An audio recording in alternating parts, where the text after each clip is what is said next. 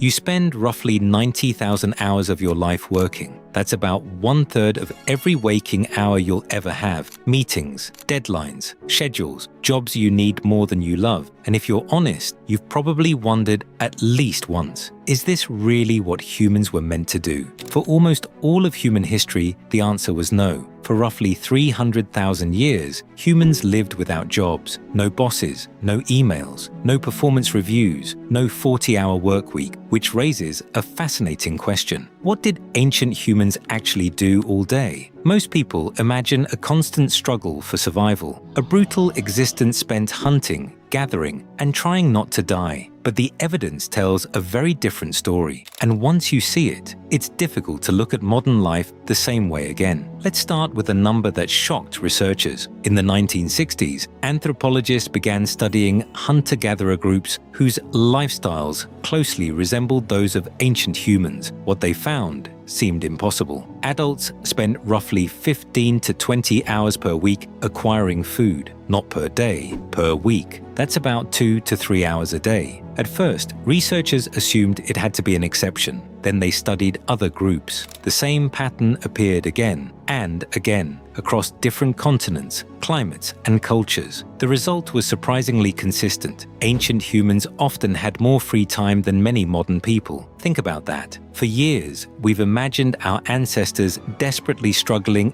every waking moment, but many of them spent less time working than a modern office employee. Anthropologist Marshall Salins looked at this evidence and made a controversial claim. Hunter-gatherers were the original affluent society, not because they had more possessions, because they had more time. But what did they actually do with that time? That's where things get interesting. Ancient humans didn't wake up to alarms. They woke up to sunlight. Your body is still designed for it. Long before smartphones and alarm clocks existed, human biology evolved around the rising sun. The first stop of the day wasn't an office, it was the fire. Someone had kept it alive through the night, or was carefully bringing it back from glowing embers. The fire was the center of camp life, the first gathering place, the first living room, the first community space. Around it, people ate, and breakfast wasn't rushed. There was no commute waiting, no inbox demanding attention. People talked, shared dreams, made plans, laughed, argued about things that didn't matter. The meal itself was often less important than the conversation around it. Then came the productive part of the day, but not everyone left to hunt. This is one of the biggest myths about ancient life. Humans weren't constantly chasing animals across the landscape. If food was already available, there was no reason to. Instead, many people spent the morning making tools, repairing equipment, preparing hides, creating clothing, or teaching younger members of the group. And those skills were far more complicated than most people realize. Making a stone tool wasn't like picking up a rock. A skilled toolmaker needed years of practice. One mistake could ruin hours of work. A poorly made spear could mean a failed hunt.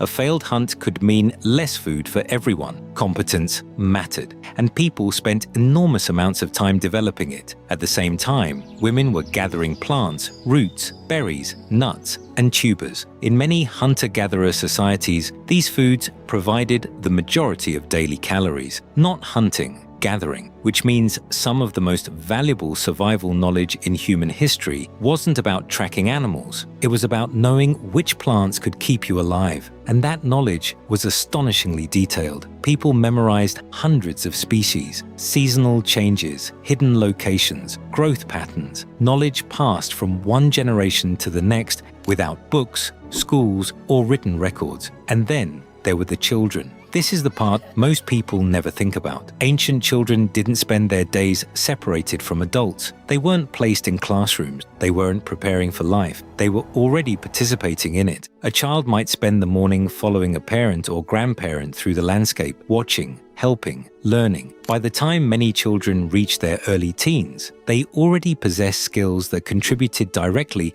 to the group's survival. They learned by doing, not by sitting at a desk. Anthropologists studying hunter-gatherer societies found something remarkable. Children were often useful members of the community by age 8 or 10, not because childhood was shorter, because learning happened inside real life. And then something happened that might sound familiar. People got tired, not exhausted, not burned out, not mentally drained from endless notifications, just naturally tired, so they rested. Modern people often fight their afternoon sleepiness with coffee. Ancient humans usually didn't. They listened to it. Many hunter-gatherer groups naturally incorporated periods of rest during the day, short naps, quiet conversations, moments of recovery. Today, scientists have discovered that brief afternoon rest can improve memory, focus, and mood. Ancient humans didn't need studies to tell them that. They simply responded to what their bodies were already asking for. But perhaps the most important part of the day happened after the work was done, the social hours. Because humans survived for one reason more than any other: cooperation. A lone human is not particularly impressive. We don't have claws, we don't have fangs, we aren't especially fast. What made humans successful was our ability to work together. And maintaining those relationships required time, lots of it. People talked, shared stories, solved conflicts, gossiped, laughed, planned, taught, passed down knowledge. In many ways, this wasn't leisure, this was survival. Modern researchers believe gossip may have played a crucial role in human evolution, not because humans are nosy, because information about people helps groups function. Who can be trusted, who shares, who doesn't, who needs help. Language may have evolved partly to manage relationships. In other words, conversation wasn't a distraction from life, it was life. And then, as evening arrived, the stories began. Around campfires,